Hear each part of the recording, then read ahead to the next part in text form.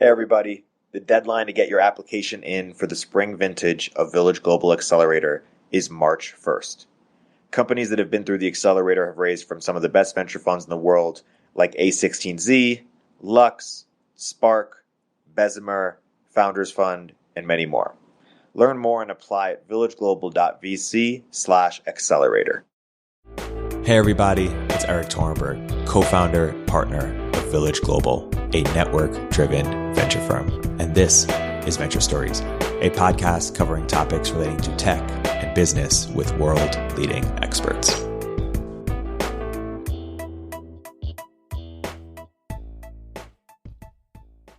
Hey everybody, welcome to another episode of Village Global's Venture Stories. I'm here today joined by returning fan favorite Sheel Mohnot of Better Tomorrow Ventures and portfolio CEO Greg Miaskiewicz of Capbase. Greg, Sheel, welcome to the podcast. Thanks for having us.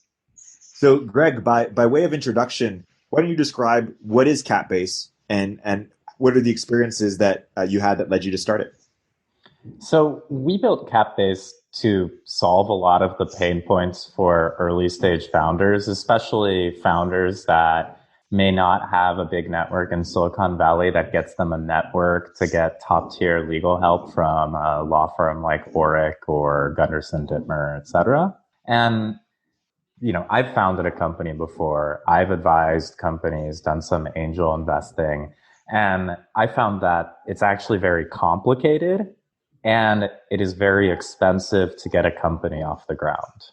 However, at the same time, a lot of the paperwork, whether that's safes or equity agreements, or completely templatized within law firms.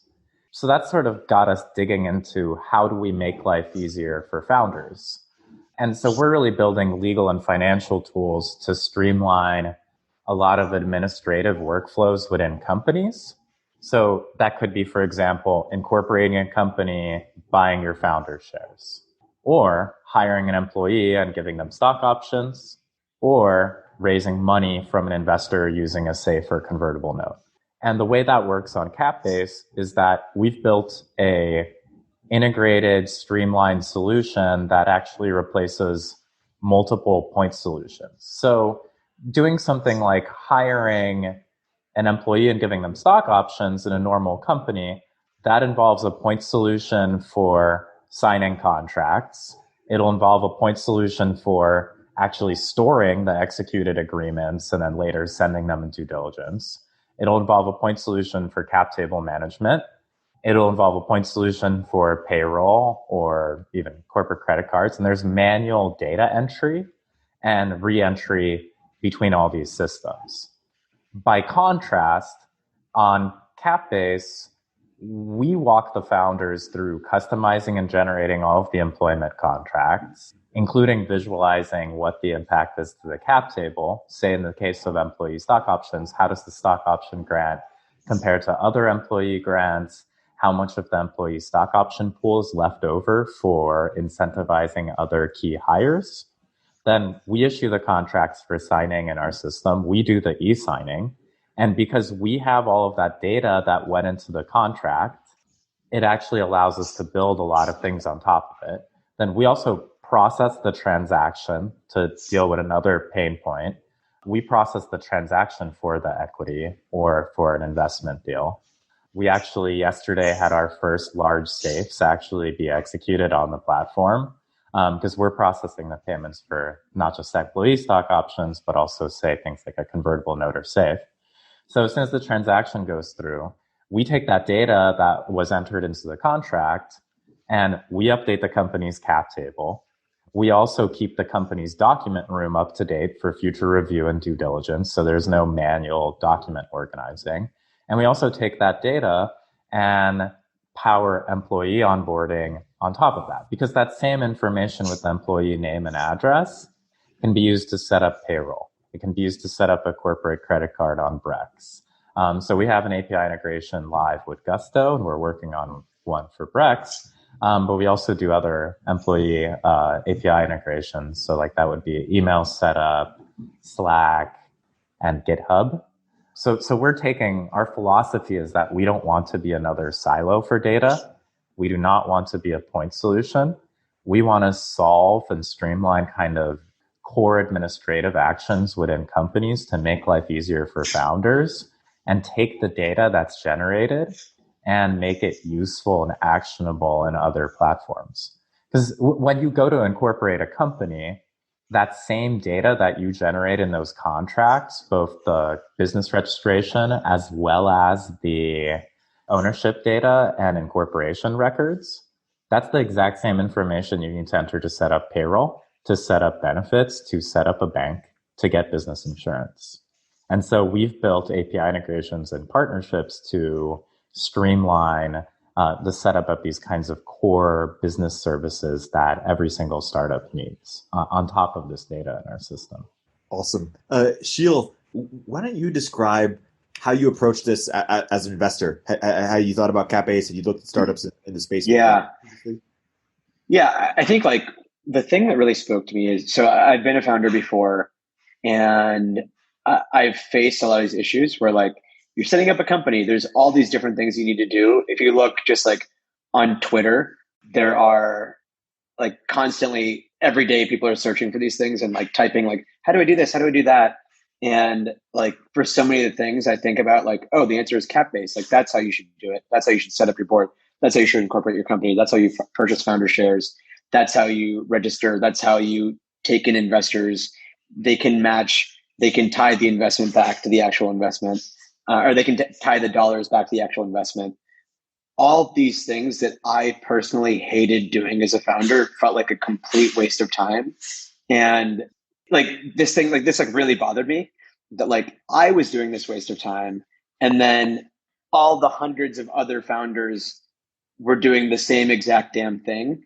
And everybody should be using effectively very similar documents, very similar everything. Like, why is it a manual process that involves that many humans?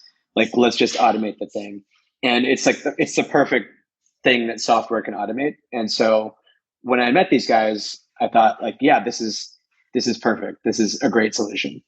And so it was a very quick decision for me from that point. Did a bunch of references on the team that came out really stellar. And then I thought like, this is something that needs to exist in the world. Let's do it. Yeah. I mean, similarly, in the sense that founders' time is so precious as is, it should be focused on getting to product market fit, and any time spent on these tasks that are more than they should be are really just a huge waste. And then similarly, I'm excited about a mission I'm on a mission to help enable more founders get off the ground. So spiritually, I really just identified with or resonated with Capbase in the sense of anything that removes friction from that process is something I get really excited about. Greg, why don't you take us down a little bit of how you navigated the idea maze to figuring out sort of what was the right sort of initial product, and then how you think about the initial wedge first, where you start, and then how that relates to where you want to finish. Yeah, I can take you from the initial idea. So the initial idea was really born out of a thought experiment. I had a lot of accidental bets in crypto from just leaving money around. Actually, this relates to my first company. We bought a bunch of botnet traffic on the dark web in order to profile the bots, in order to develop bot detection technology.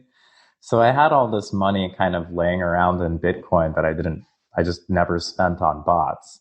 And then I invested into other kind of crypto things and like was just I was just fascinated with the space. I wasn't like deeply interested in it. I don't actually still think that cryptocurrency is really going to get used as currency. And I think there's a lot of applications of distributed ledgers that are potentially interesting.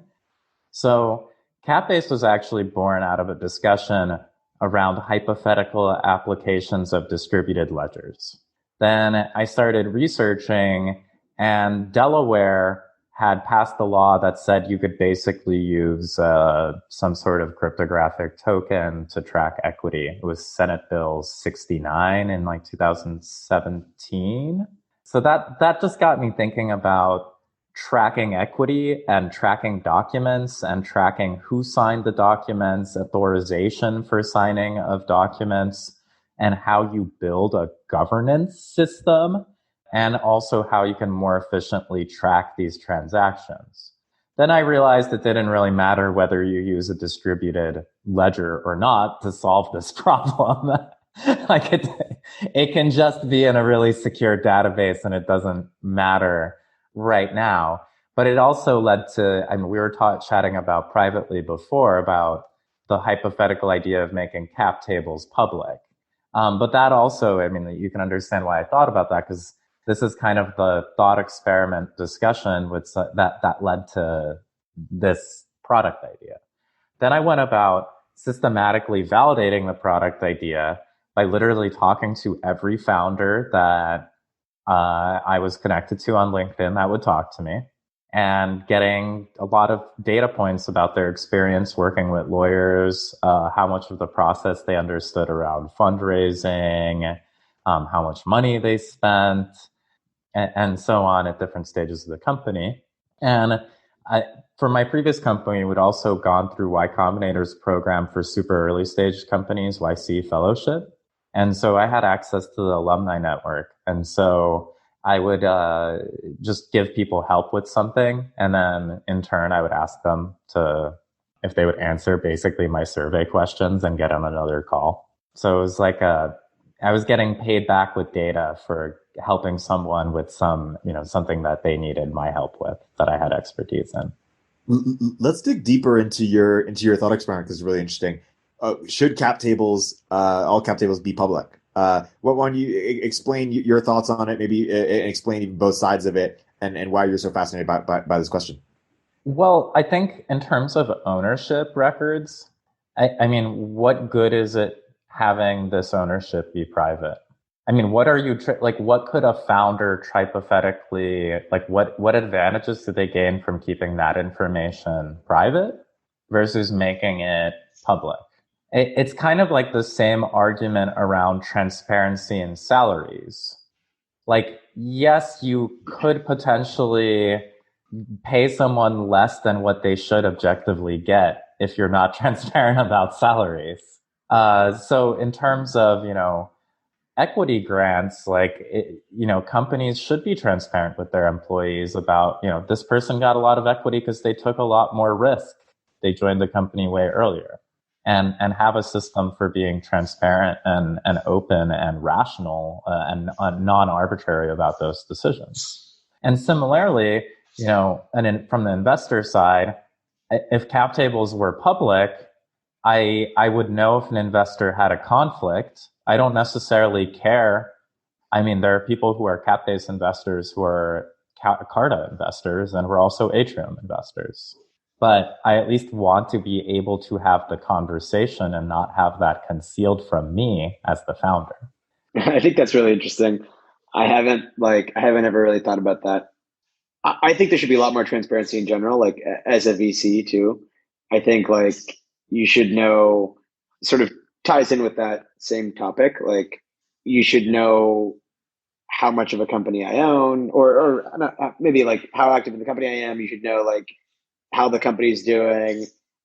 I wish it was a normal thing for VCs to publish their stats, like DPI, TVPI, IRR. I think that should be public information. And then I relish finding that information. So I'll send out requests to public universities to invest in VCs to get that information, just because I'm curious. But I think it's interesting. I think it's an interesting notion to say that it should be public, because I can't argue with you. I can't make any arguments that are good in favor of why it shouldn't be public. It just feels like it shouldn't be public. There's some social norm there. Yeah, it's interesting. It's I certainly think in double opt-in ways, if people double opt-in want certain things to be public, it should be super easy to make it transparent.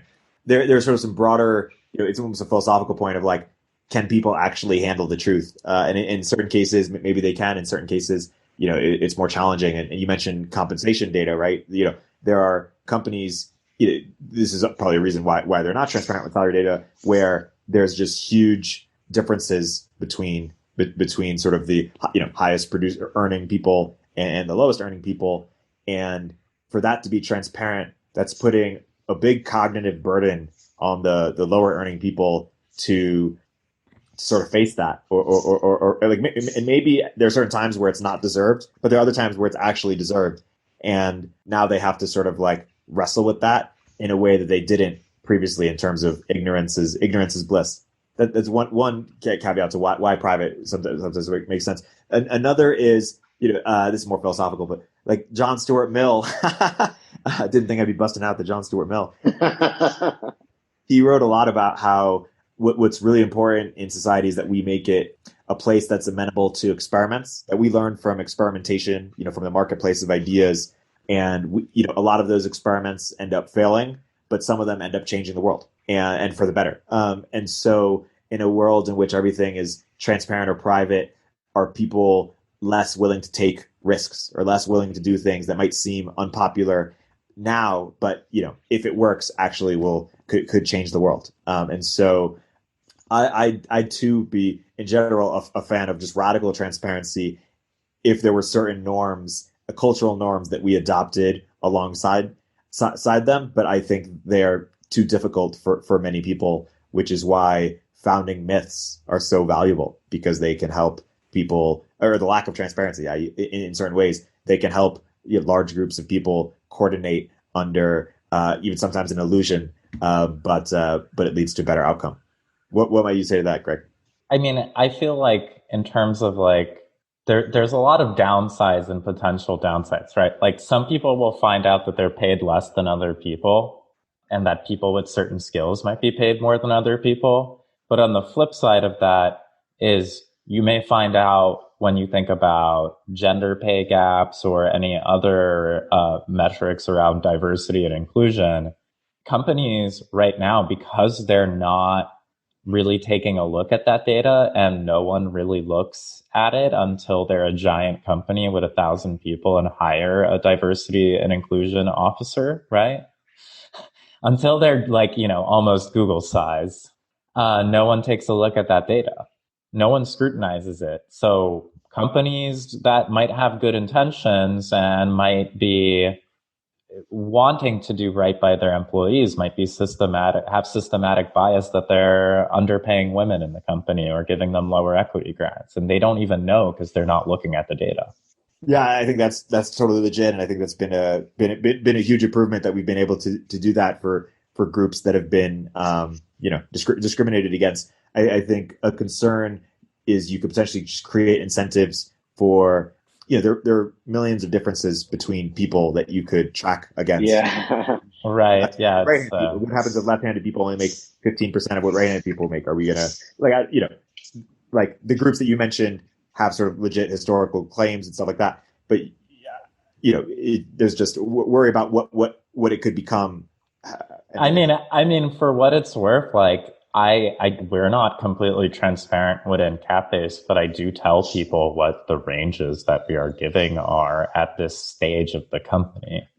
And even someone more junior, because they were one of the first 5 people to join, because they were horribly underpaid for the first 6 months and they joined earlier and it was way riskier, they have a equal equity grant as to someone who's probably more senior who's joining now. Yeah. Because there's a certain de-risking to joining a company that's finished raising a seed round and has a stable team and we're at like 18 people now. Yeah. How do you I have a sort of related-ish question, which is like, you guys are remote. How many different locations are you guys in? I think we're at 9 countries now. Yeah. So do you do anything? Is everyone paid the same salary, sort of equivalent bands, or is there any adjustment for that? Well, we basically just look at what market rate is in that geo and pay above market rate when we hire in geos that are cheaper than the US. Makes sense. And in an ideal world, we would be able to, if you're trying to think about how to optimize for fairness, you would pay based on the value of their skills and contributions to the company, irrespective of geo. Like geo should be not how you cap upside. It should be how you establish baseline minimums.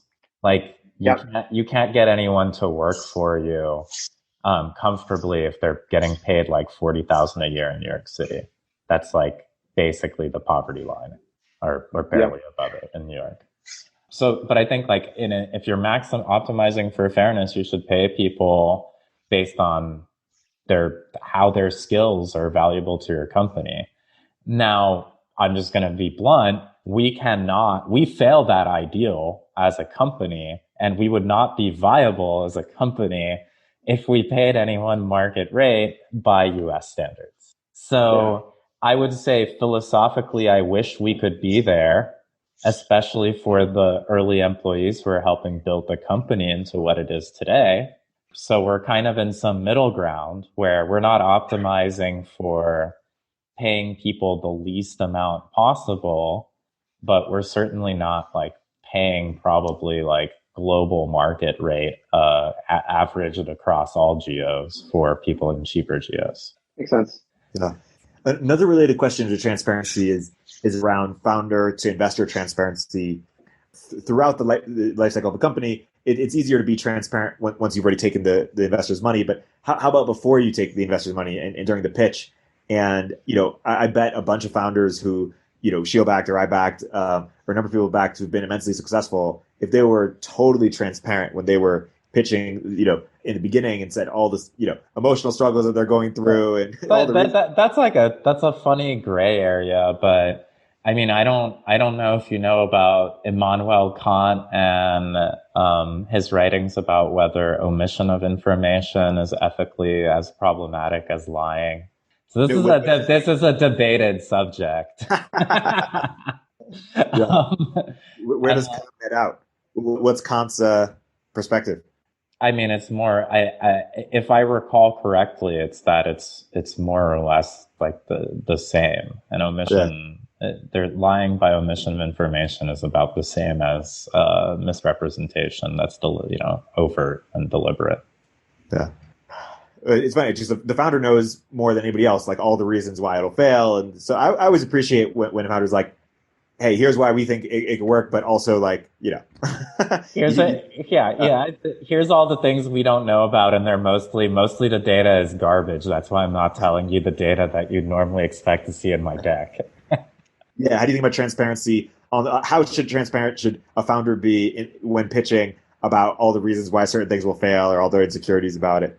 Yeah, I like transparency, and I tend to give it. I found recently I've gone really back and forth about this. Actually, literally just like yesterday, I was thinking about this because so different side of the question is like, how transparent should an investor be? I'm generally very transparent, and I'll be like, hey, here's what I like about you guys. Here's what my question marks are. And yesterday, I told this to somebody. He was basically like, so you don't believe that this market will get to XYZ? And I was like, oh man, I really rubbed him the wrong way. I wasn't saying I don't like the company. I was saying like, this is something I need to get comfortable with. And this guy really took it the wrong way. So I'm sort of like thinking through transparency on my own and how transparent should I be? I don't think I'm going to stop being transparent because it's like not something I can easily stop. In terms of founder transparency, I generally like it. Of course, if you're trying to raise that next round, there's some element of like things you probably can't or shouldn't say about the company. But I generally prefer for everything to be out on the table. Would much rather that than like you make an investment and discover a bunch of stuff and then have an antagonistic relationship with the founder for time then on, which hasn't ever happened to me, but I've heard that from other investors. I had a question for both of you as investors. Do you think the reason that many VCs don't give direct feedback is they want to avoid rubbing founders the wrong way? Because I really can go through my email and read to you all of the bullshit non-answer answers I've received from VCs. Yeah, totally. There's asymmetric downside. You get a little bit of positivity from giving people feedback. In that they're more grateful for you, but if you rub them the wrong, you don't want to tell someone their baby's ugly, right? We don't tell people their baby's ugly in society. even though there are a lot of ugly babies out there. And similarly, unless you're unless you're already teamed up on a venture, you don't want to shoot someone's dream down and have them have a negative perspective of you. So yeah, I tend to certainly give it when people ask for it, but I don't like unsolicited tell people that their startup's never going to work or whatever it is. I go back and forth. Sometimes I sort of try to suss out how valuable it would be for me to tell them what I actually think and how, like, are they actually going to change anything? And sometimes I just don't know. Sometimes it's like right down the fairway of something that I've seen 1,000 times and I know the pitfalls of. And I almost always try to tell them, like, hey, here's pitfalls of that approach. But sometimes it bites you in the ass and the founder doesn't like you. Or in one case, I really like I eventually came around to this, like, that the market opportunity was large enough for this business. But then the founder was like, I don't know if you really believe in me. It's like, no, like, I came around to it. And he was like, I want to be in business with somebody that, like, truly believes in this business. And I was like, well, anyway, so I think there's certain, like, I can't help it, but some people are just like cheerleaders all the way. I think for me, I like to talk through my questions around a company, and I think that's not going to change. So then you came outside the founder's house with a boombox, in the window, yeah. trying to earn back. That's funny. Greg, another question that you wanted to ask us before this was, we were talking before, was around how VCs think about the social impact of their investments, or even do they think about the social impact of their investments? What sort of inspired the question? And then we'll take a stab at it. So, for example, you clearly have, you can debate it, and I'm sure Airbnb has created a bunch of shoddy research studies to try to dispute it, but Airbnb impacts housing markets. It creates housing crises. And I have sort of ethical problems with renting Airbnbs in places that have housing problems. I would rather just deal with a hotel. I'll give you an example. I spent part of the year in Lisbon, Portugal, and I bought an apartment on a street that is a famous street in a historical, like, city center of Lisbon. It was a neighborhood built by the Moors, Alfama. And in the year I bought that apartment, I was the only one out of 85 properties that changed hands that even intended to live in the home in any way, shape, or form as like a second home vacation. You have a lot of buildings that are basically empty, and the life has been sucked out of this entire neighborhood. And the people, you have a culture disappearing and a neighborhood kind of disappearing as a Portuguese neighborhood. So Airbnb has a lot of impacts that, has driven a lot of people who are, grew up in an area out of that city. I'm not saying cities can't change or that market forces can't change cities. But in this particular case, you have a business model that was predicated on basically ignoring zoning laws that regulate how spaces are used. And it's had basically negative effects on people. So do investors, do they care about making a quick dollar, or, well, a dollar over the 10-year horizon that their investment in an early stage startup matures? Or are there side constraints on the ethical side? On our end, we sort of, like, Jake and I have always said, our fund is called Better Tomorrow Ventures for a reason. Like, we're investing for a better future. And so I think now, like, to your point though, like, where the question comes in is how do you determine what's better? And is Airbnb destructive to neighborhoods, or does it give people an out and a side income, and, like, when they're allow them to be out of their home so that other people can rent it? Like, there are many sides to every coin, I think. So I think it's just a judgment call that we make. But there are a lot of businesses that we could invest in as fintech investors that basically serve to, like, make really rich people richer. And it's just not something that is personally interesting to us. So from our side of things, it's like, and there's nothing wrong with that. It's just, like, not interesting to us. So I think anything that's interesting to us is going to be something that we think makes the world better. And I feel kind of hokey saying it actually, but it is true. It is like part of the reason why we do this is like, we love that aspect of it.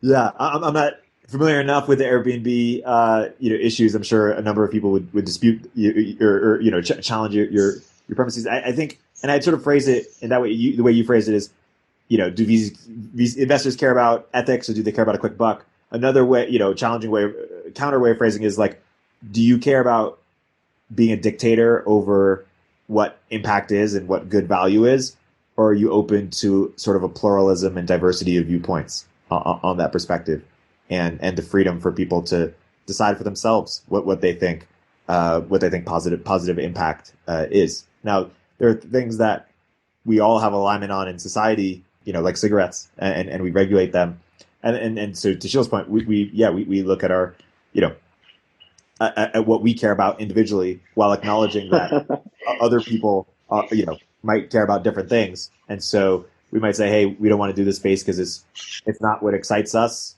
but for other people, it's great. And it's hard for you to draw an ethical bright line. It's not like there are like blood diamonds in the startup space. It's a little bit more fuzzy. I think even Juul, it became a different case later on in the business, but early on, you certainly could make the case that vaping is much healthier than smoking. And what if we were able to magically transform everyone that smokes cigarettes to smoking to vaping an equivalent amount? That would be much better for society. So I understand how somebody could make the argument and invest in Juul. It's not something I personally would ever do. It's just not in our wheelhouse, but I certainly can understand that. So I think you can probably make a similar case for many, many different types of companies. And then like on the fintech side of thing, for us, it's like, lending money to people, like, is that good or is it bad? Does it get them in a cycle of debt? Like, these are philosophical questions that are very difficult to answer, and very smart people could have different takes on them. Yeah. And another example, there's a number of OnlyFans competitors that are coming out now. And obviously, a lot of firms can't even do them just on principle, but when you look at the impact of it, some people say, this has deleterious effects for all the reasons that people say, that type of content has deleterious effects. Other people might say, well, there's 30% of men or whatever it is, percent of men on dating sites will never get a partner, and the biggest challenge to society is angry, lonely, men with nothing to do, and maybe this occupies them in a way. And people make the same thing about VR or other sorts of. Well, in the case of this content, it's also like a publisher ownership perspective. Like, the pornography industry is exploitive of the actual models, whereas OnlyFans allows them to actually recoup the profits of their performance. Yeah. There's a lot of people have sort of the nirvana fallacy where they compare one approach and the problems it might have to sort of the best iteration of what that could look like that doesn't exist. And so often you have to compare it to the alternative. And often, if people are supporting it, or get value from it, it's better for them than the existing alternative. But it's a fascinating thread to go down. Why don't we zoom out and why don't you tell us what's upcoming for Capbase? What can people expect? Yeah, why don't you give us some context? Yeah, so we're getting ready for a launch on Product Hunt for Capbase. We've been working really hard on getting a lot of integrations ready and tightening up the product. There's a lot of difficulties that are unforeseen.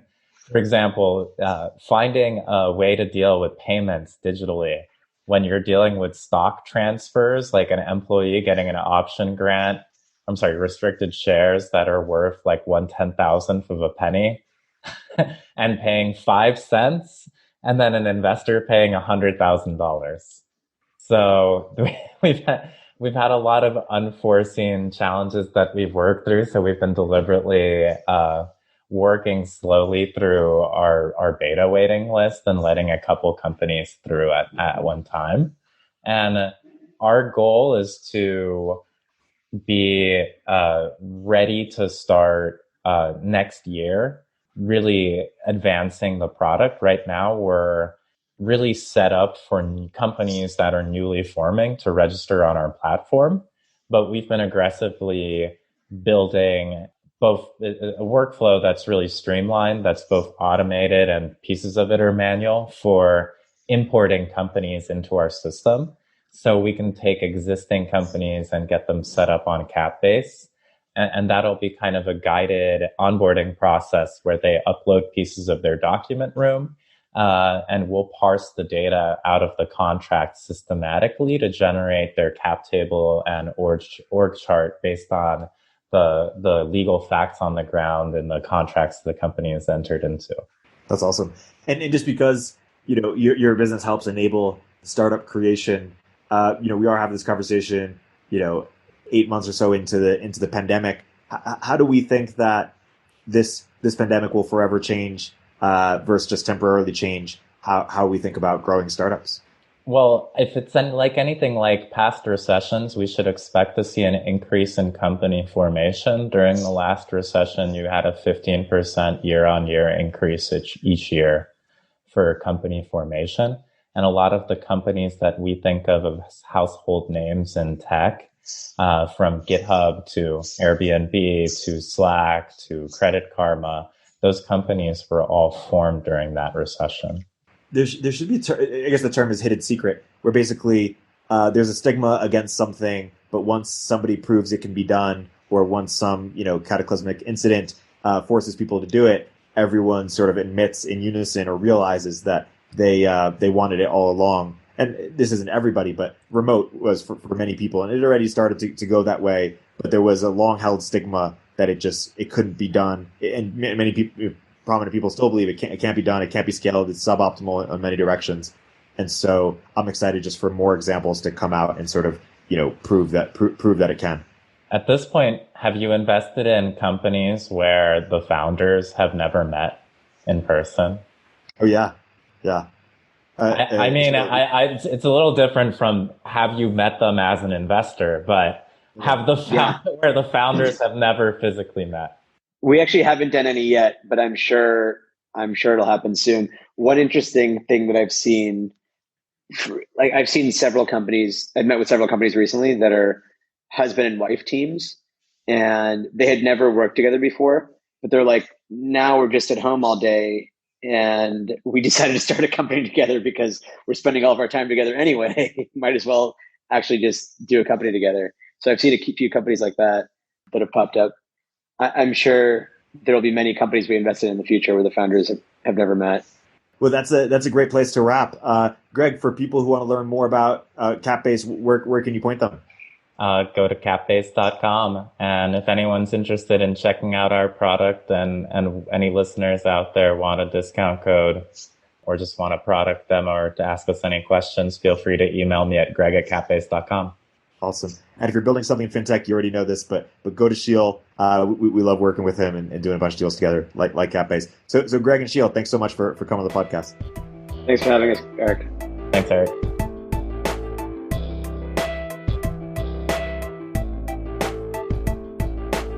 If you're an early stage entrepreneur, we'd love to hear from you. Check us out at villageglobal.vc.